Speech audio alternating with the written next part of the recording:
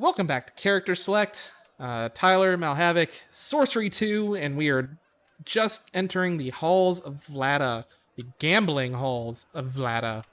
You walk out into the hall, and players of all races and descriptions sit either side of two long wooden benches, starting games with each other, fighting them out, and exchanging chips and moving on.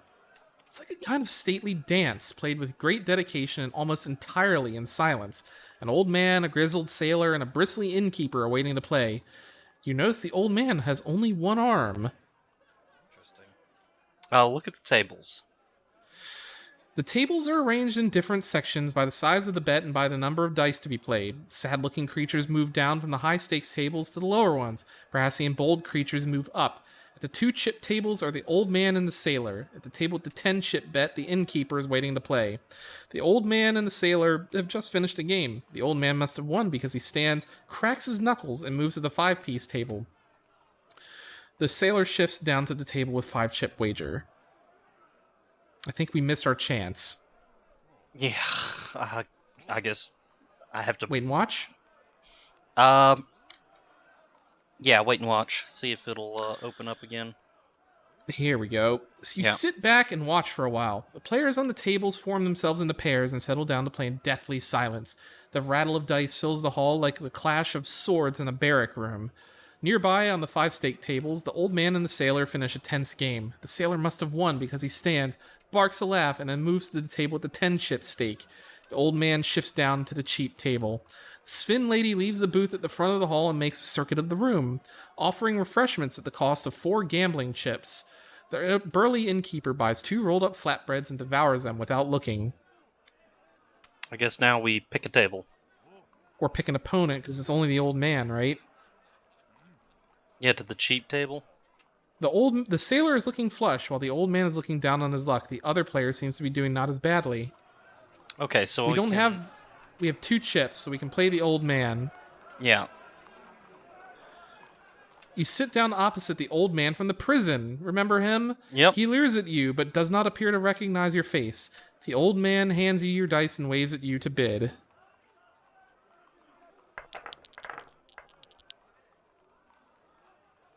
How do you move this? Oh, there we go. Yeah, that's what to say. Hello again, old man. They haven't locked you up again, then. Bid 1-2. Doomed. Sorry, friend. Have we met? Shit. Don't fool around. I beat you at this very game in prison yesterday. I have no idea what you're talking about. Well, I'm gonna call you on that one. This is ridiculous. You're terrible at this game. I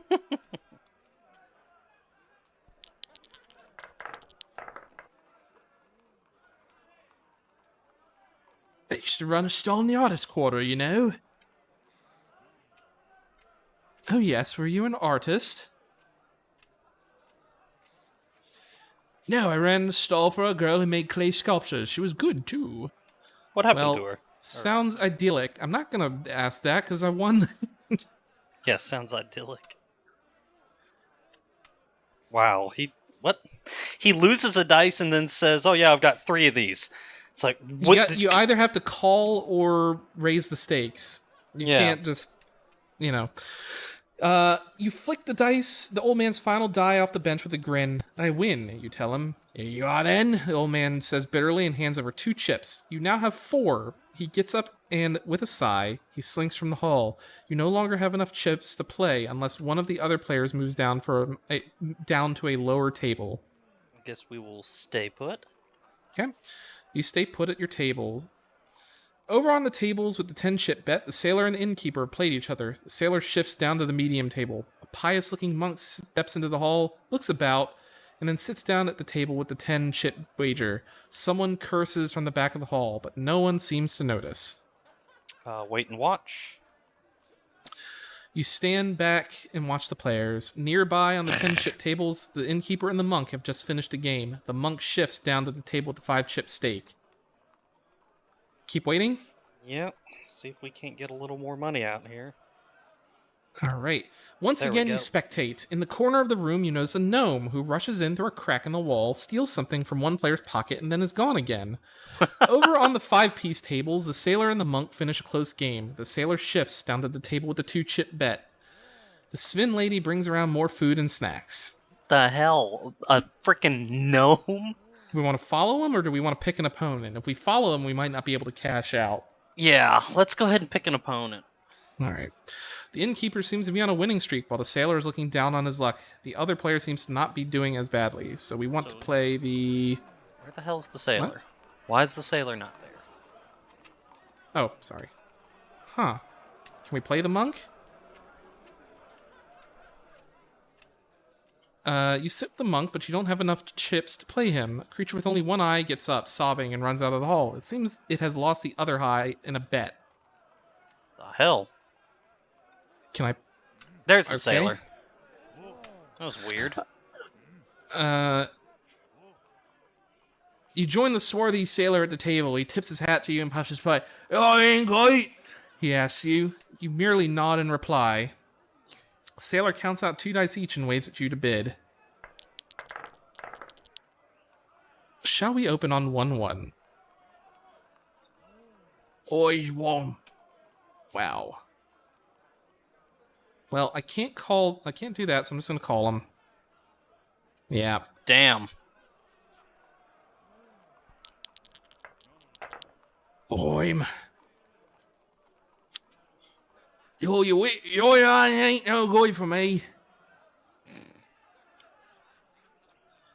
Why is that? I have been but I know if you understand. I have no idea what he's saying. When you've been on the boat as long as I have, you'd understand. Tell you what, dry land ain't no good for me. Goodness gracious. The fact that you can understand that is amazing. Alright, maybe 1-4. Oh, you fucking asshole. Nope, he got it. He did get it. Well, now we are down to 2 chips, so we have to win this. Alright, I'm just gonna ignore him. How about we lead at 1-2? How about 1-4?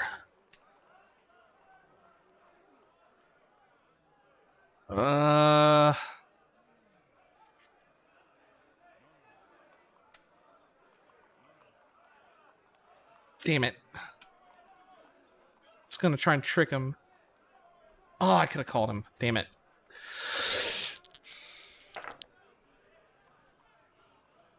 Even point a shay. Hoink. God damn it. You ever bent the sea? I just love the noises he makes. Hoink. Alright, Alright. we're out of money. Should we do a rewind? Let's do a rewind if you want. Well, We can even rewind to before you lose the 4. I was about to say, let's rewind and I guess either cash out and go after the gnome. Well, if we cash out, we may not be able to go after the gnome. Do you want to rewind at least?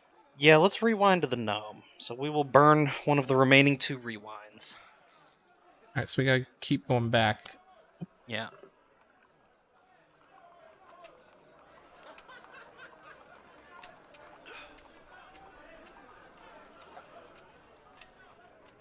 So we gotta go back one more.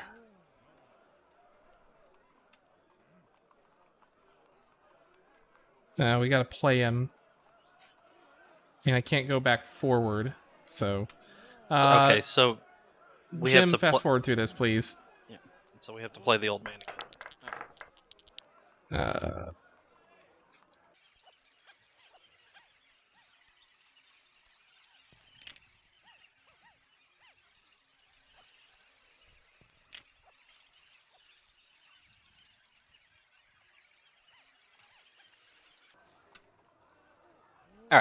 Alright, we're back. Okay, we are back now. So after the rewind, we now have the option to follow the gnome or cash out.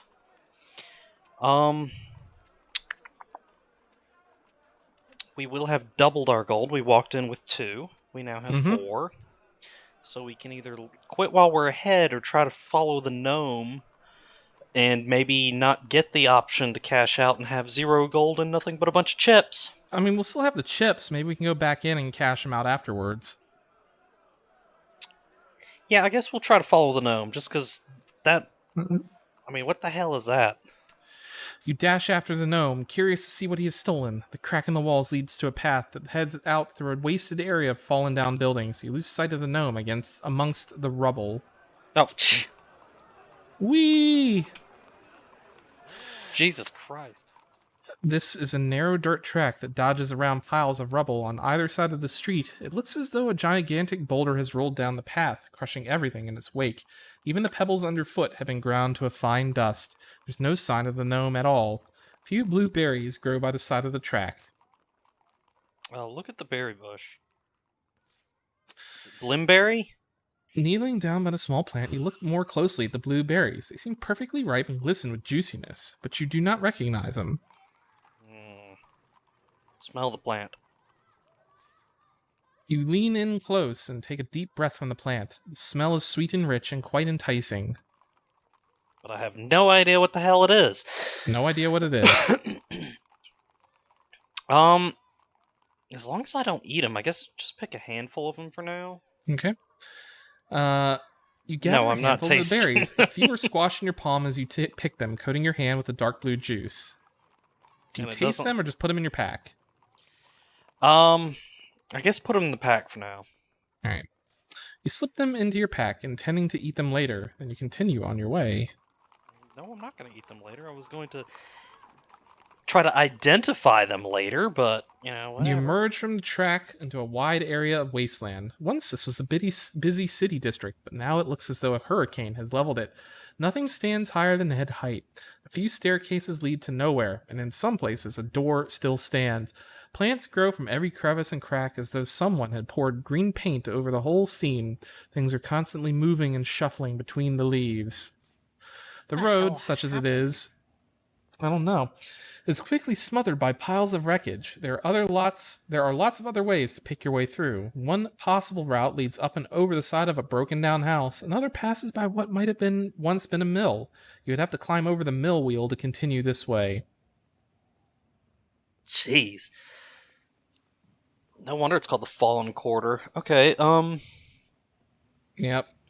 Kind of shitty here. There's the Gardens of Briar here, and also looks like a doorway into the necropolis right here. Interesting. I don't think you're getting your money back. Yeah, I'm wondering if we should have cashed out and then taken off. We might not have been able to follow him. Yeah, that's the thing. Well, we would have only lost 2 gold then, such as it is. I guess, look at the broken house. Look at the broken house. The house has been sliced like a many-layered cake, showing the floors that were once inside. Open rooms have been stripped of their color by the wind and light and of their possessions by a decade or more of scavengers, but there's still hints that this place was once a family home. The hooks in the ceiling above the hearth, the marks notched on a ground floor pillar suggest the height of growing children. It's depressing as all get out. Look at the mill. Who would build a mill out here, so far from the river? Still, there's a gigantic mill wheel lying on its side in the path. Despite the state that the building next to it is in, the wheel itself seems perfectly intact and has not even lost its perfect circular shape. So my options to go forward are to climb the house or step over the wheel. Step over the perfectly circular mill wheel. They're very insistent that it's perfectly circular. Yeah, not suspicious at all, is that? I guess climb the broken house. You clamber up the fallen rubble to the roof of the broken building. From here you get a clear view across the rest of the wasteland. It stretches for a mile or two. Will take about an hour to cross on foot. And at its far side, a tall iron fence thick with ivy slices across the land. Perhaps to keep the people of the wasteland out, or to keep whatever is beyond the fence in. In the distance, you see dark shapes moving across the sky. You make your way down the far side of the building and back onto the path beyond, which soon forks. Do you go right or left? Well, right is to the necropolis, and we'll have to go through there to beat the right game. Is to the left. Gardens of Briar. I was looking at it the wrong way. Yep. So I think for now we'll go right, since we'll inevitably have to go towards the necropolis anyway. You follow the path to the right between broken foundations and cracked streets. On one side, a roof sticks half out of a sand dune. On the other, a front door lies flat on the ground as though leading to a hidden cellar. Then the path comes to a building that, amidst all this destruction, is still standing, its door closed, and its stone walls seem completely intact. Interesting. Try the door. Try the door. You try the door and find that it falls open at the slightest touch. Would you like to enter the house or go through the wasteland? Let's enter the house, because that looks like it will lead into more shenanigans. All right. Well, we're going to enter that house next time shenanigans. on Character Select. Next time on Character Select, shenanigans. Shenanigans! So thank you all very much for watching. Click that like button down below. If you want to subscribe, ding that bell, join us on Patreon, check out our Discord, etc., etc., etc. And Mal, what do you think's in the house? Either gnomes or a path down to the Briar Patch, so we'll see. We will see. Goodbye.